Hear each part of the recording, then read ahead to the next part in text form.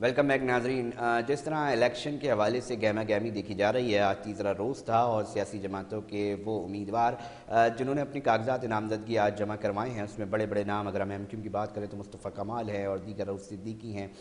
उन्होंने जो है वो इस वक्त अपने कागजात नामजदगी जमा कराए हैं। बिल सियासतदानों की अगर हम बात करें तो हाफिज़ नईम है, उन्होंने भी अपने जो कागजात नामजदगी है वो जमा करवा दिए गए हैं। पाकिस्तान पीपल्स पार्टी से ख़वातीन की, उसके हवाले से शर्मिला फ़ारूकी और निदा खोड़ो और दीगर लोगों ने भी अब तक जो अपने कागजात हैं वो उनकी नामजदगी जमा करवाई है। ताहम तौसी भी कर दी गई है। अब देखते ये हैं कि क्या सूरत हाल बनती है, क्योंकि अभी एतराज़ात के हवाले से भी बातचीत होगी। अभी इसके हवाले से किन किन और मज़ीद लोगों ने जो है वो अपने कागजात नामजदगी जमा करवाए हैं और क्या सूरत हाल है, मीडिया टॉक पे क्या क्या बातें की जा रही हैं, सियासी मामला और पारा जो है वो हाई दिखाई दे रहा है और इस तरह क्या सूरत हाल बनेगी मुस्तकबिल करीब में, इसी हवाले से तफसीलात जानते हैं अपने चीफ क्राइम रिपोर्टर से असद ज़ैदी साहब। बहुत शुक्रिया टाइम देने के लिए। थोड़ा तफसील से बताएं ना, आज आवाम को बताते हैं कि इलेक्शन की गहमा गहमी तो चल रही है, मीडिया टॉक्स हो रही है, उसमें क्या क्या बताया जा रहा है, क्या क्या बात की जा रही है। Over to you Asad Zaidi. जी देखिए, एक तो कराची की बात कर ली जाए तो हमने अली रजा पहले ही कहा था कि अब मैदान सज चुका है और फिर जोरों शोर से उम्मीदवार जो है वो एक दूसरे को ललकारते भी दिखाई देते हैं। एक जानिब जहां पर कागजात नामजदगी जमा कराने का सिलसिला जारी है, तो जब कागजात नामजदगी जमा कराने के लिए मुख्तलिफ उम्मीदवार जाते हैं अपने एरियाज में, तो वहां पर हम ये देखते हैं कि एक दूसरे के खिलाफ बाकायदा तौर पर नारेबाजी भी की जाती है और एक गर्मजोशी होनी चाहिए, पता चलना चाहिए इंतखाबात है। अगर बात कर ले कराची शहर की, तो कराची में कौमी असम्बली की और सिंध असम्बली की जो 47 नशिस्तें हैं, उस पे आज के रोज तक यानी आखिरी रोज के दिन भी तकरीबन मजमूई तौर पर 250 से ज्यादा उम्मीदवारों ने कागजात नामजदगी जमा कराए।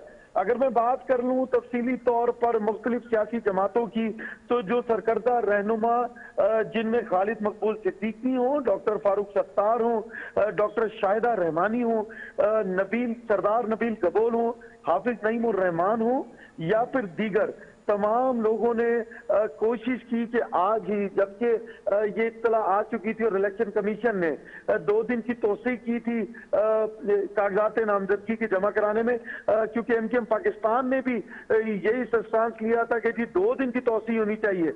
और उसके बाद फिर मुख्तलिफ नशिस्तों की बात कर लूं मैं कराची भर की, तो उसमें आम इंतखाबात के लिए कौमी और सूबाई नशिस्तों पर कागजात नामजदगी जमा कराने का जो तीसरा रोज था वो भरपूर तरीके से जारी रहा। जिला वस्ती की बात कर लें, NA 240, NA 246, जिला गरबी से जमात इस्लामी के रहनुमा 2 नशिस्तों पर हाफिज नईम और रहमान ने कागजात नामजदगी जमा कराए, तो उसी तरह रहनुमा MKM पाकिस्तान मुस्तफा कमाल ने जिला वस्ती NA 257 से कागजात नामजदगी जमा कराए। रहनुमा MKM पाकिस्तान फारूक सत्तार ने NA 240 जिला जनूबी और NA 244 जिला गरबी और से कागजात नामजदगी जमा कराए। उनके साथ साथ MKM पाकिस्तान के ही रहनुमा मोहम्मद हुसैन ने NA 232 शाह फैसल जिला कुरंगी से कागजात नामजदगी जमा कराए। और MKM के एक और रहनुमा अरशद बोरा ने NA 240 जिला जनूबी और इसी तरीके से MKM के ही रहनुमा आसान साहब ने जिला शर्की 236 से कागजात नामजदगी जमा कराए। इसी तरीके से NA की सीट पे मोहम्मद अबू बकर 233 से कागजात नामजदगी जमा कराए। GDA की बात करें तो शाइस्ता अमीर चांडियों ने NA 239 239 से कागजात नामजदगी जमा कराए। तहरीक इंसाफ के रहनुमा हलीम आदिल शेख ने NA 238 238 जिला शर्की से कागजात नामजदगी जमा कराए, तो उनके साथी रहनुमा ने एडवोकेट अब्दुल वहाब बलोच ने जिला जनूबी 239 और 240 से कागजात नामजदगी जमा कराए। हम बात कर लें इस्तेकाम पाकिस्तान पार्टी की, तो रहनुमा महमूद मौलवी ने जिला शर्की NA 238 पर कागजात नामजदगी जमा कराए। इसी तरह दीगर सियासी जमातों की बात कर लें, आजाद उम्मीदवारों की बात कर लें, तो बड़ी तादाद में दावे भी सामने आए। जिस तरह एक जानिब तो कागजात जमा हुए, दूसरी जानिब मुशर्रफ कमाल का कहना था कि एमकेएम पाकिस्तान आम इंतखाबात में सिंध की बड़ी दूसरी जमात बनकर उभरेगी। इसी तरीके से जब कागजात नामजदगी जमा हुए तो जमात इस्लामी का कहना था कि अपने अदवार में जितनी भी जमातें हैं उन्होंने अवाम को कुछ नहीं दिया और सिवाय धोखा दिया, तो अब हमारे अलावा कोई ऑप्शन नहीं। इसी तरीके से जब पीपल्स पार्टी की बात आई तो जितने रहनुमा उनका कहना यह था कि जी हम ही हैं आखिरी हल। तो दावे वादे एक दफा फिर से शुरू। थोड़ा सा ये भी तो बताए ना, शदीद नारेबाजी भी आज देखी गई, पाकिस्तान पीपल्स पार्टी और जमात इस्लामी के कारकुनान ने आमने सामने देखे सूरत हाल, वो एक जो गहमा गहमी होती है इलेक्शन की, हर लीडर अपनी जमात के हवाले से जो है वो बहुत ज़्यादा तकरीरें भी देख रही होती हैं, चीज़ें भी देखी जा रही होती हैं। तो इस हवाले से आज बड़ी बातें हुई हैं, बड़ी बड़ी मुस्तफा कमाल साहब की किताब हमने सुना कि वो भी बड़ा अग्रेसिव होकर बात कर रहे थे चीज़ों को लेके, एंटी पाकिस्तान पीपल्स पार्टी। जी देखिए, अगर आप बात कर लेंगे आज के दिन की, तो आज के दिन तो मामलात यकसे मुख्तलिफ नहीं थे, यकसर मुख्तलिफ नहीं थे। देखिए जो बल्दियात का मामला रहा उसके अंदर भी आपने देखा कि दो ही जमातें थी, क्योंकि एमकेएम पाकिस्तान ने बाइकआउट किया हुआ था और दो जमातें उभर कर दोबारा से कराची शहर पे अपने दावेदारों के साथ आई और फिर हमने देखा कि मेरा कराची भी पाकिस्तान पीपल्स पार्टी का है। तो जाहिर सी बात है कि एक तरफ तो इलाकों में कहीं यूसी चेयरमैन और फिर टाउन चेयरमैन जो मौजूद है वहां पर मुकाबलाबाजी देखी जाती है। कोशिश है तमाम जमातों की कि वहां पर अपने यूसी चेयरमैन और टाउन चेयरमैन से काम लेकर अब जो ये आम इंतखाबात आ रहे हैं इसके अंदर जो है वो आगे आया जाए। तो जाहिर सी बात है कि जब मैदान सजा पहले भी और लोग मैदान में मौजूद हैं, काम करते भी दिखाई देते हैं, तो उसके बाद जब कागजात नामजदगी जमा हुए तो अभी तो ये इनिशियल पीरियड है, 2 दिन और गुजरेंगे। जब ये 2 दिन का वक्त भी गुजर जाएगा और सबके डॉक्यूमेंट जमा हो जाएंगे, फिर एतराजात का सिलसिला होगा, फिर आपको मजीद इल्जाम तराशियां एक दूसरे के ऊपर तंज के निश्तर बरसते हुए भी दिखाई देंगे और इसके साथ साथ इसी तरीके की नारेबाजी और अपनी कामयाबी के अभी से दावे करते लोग भी दिखाई देंगे। जिन लोगों ने काम किया अली रजा, अब मीडिया का दौर है, अब सोशल मीडिया का दौर है। जो लोग काम करते दिखाई देते हैं इलाकों में, बिल्कुल अवाम उनकी तरफ दौड़ती है, इससे कतई नजर कि उनके पास निशान क्या है। लेकिन दूसरी जानिब वो जमातें जिन्होंने काम पिछले कुछ अदवार में किया और फिर वो जमातें जो ये कहती दिखाई दें कि हमें मौका नहीं मिला, वो भी अपने मंशूर के साथ इलेक्शन लड़ती हमें दिखाई थोड़ा सा दे इस रही हवाले है। से भी बातचीत कीजिएगा, बताइएगा, नाजरीन तक पहुंचाइएगा। मुख्तलिफ सियासी जमातों के लोग, सियासी उम्मीदवार जो हैं वो इस वक्त अपनी कागजात नामजदगी जमा करवा रहे हैं, मगर कितने चेहरे, कौन कौन सी सियासी जमात अगर हम देखें तो नए चेहरे इंट्रोड्यूस करवा रही है और उसकी रेशो क्या है, ये बता सकते हैं नाजरीन तक?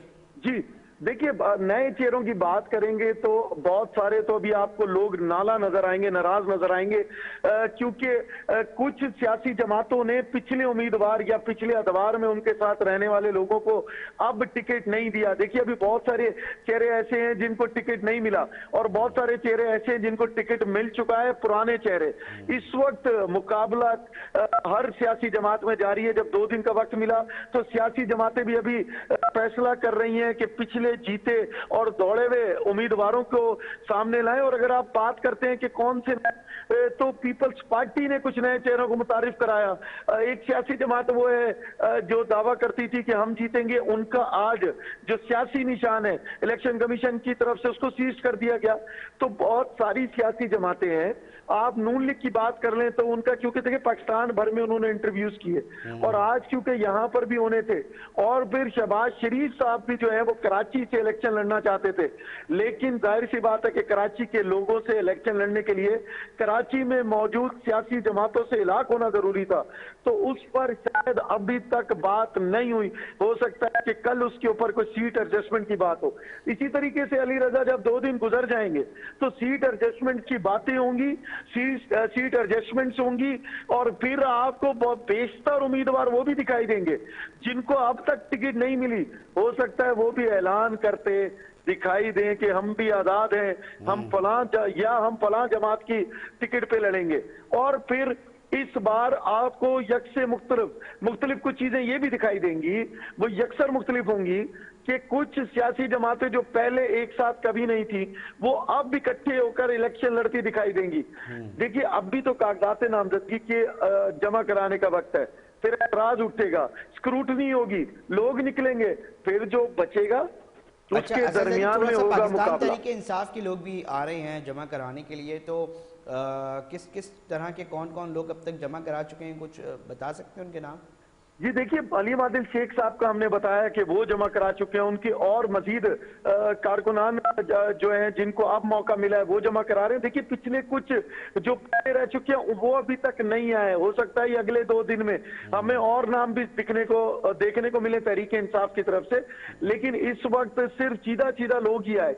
अगर मैं बात कर लूं कि कोरंगी, तो यहाँ पे भी मैंने अभी आपको बताया कि कोरंगी की बात कर ले तो एक सीट पे अलीम आदिल शेख साहब की बात कर ले तो उन्होंने जमा कराया अपने हल्के से, जहां से पहले से वो इलेक्शन लड़ते हैं।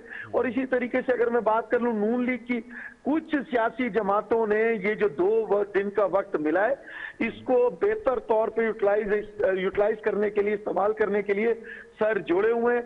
अभी कल और परसों में फैसले हो जाएंगे कि कौन रुकेगा और कौन जाएगा, लेकिन इस बार इलेक्शन जो होगा वो ये जरूर बताएगा कि पिछले जो अदवार थे उसमें जिन लोगों ने मेहनत की उनको उसका समर भी मिलेगा। अच्छा असद, देखिए अब पहले की तरह बहुत सारी चीज़ें, सूरत हाल मुख्तलिफ हो गई है। पहले माजी में जो है वो वोट के ऊपर, ठप्पा माफिया के ऊपर इस तरह की बातें आती थी कि बताया जाता था कि जी वो ठप्पे मारे जाते हैं, और भी बहुत सारे इल्ज़ामात मुख्तलिफ सियासी जमातें एक दूसरे के ऊपर लगाती थीं। अब सूरत हाल थोड़ी सी मुख्तलिफ है, जिस तरह आप भी बता रहे हैं कि सोशल मीडिया का दौर है, वीडियो बनती है और फ़ौरन सोशल मीडिया के ऊपर आ जाती है और तमाम न्यूज़ चैनल्स तक पहुँच जाती है। हक़ाइक़ छुपाना और चीज़ें छुपाना मुश्किल हो गई हैं। तो इस वक्त जो मोमेंटम बना हुआ है सियासी जमातों का, हम ये जानना चाहेंगे कि वो किस तरह का बना हुआ है, क्योंकि अब उम्मीद तो सभी ये कर रहे हैं कि बिल्कुल ही शफाफ तरीके से इलेक्शन हो, जिस तरह हम देखते हैं कि कहीं ना कहीं गोलियां चल जाती हैं, कहीं ना कहीं डरा कर जो है वो अपने वोट बैंक को जारी अंदाज से बढ़ाया जाता है।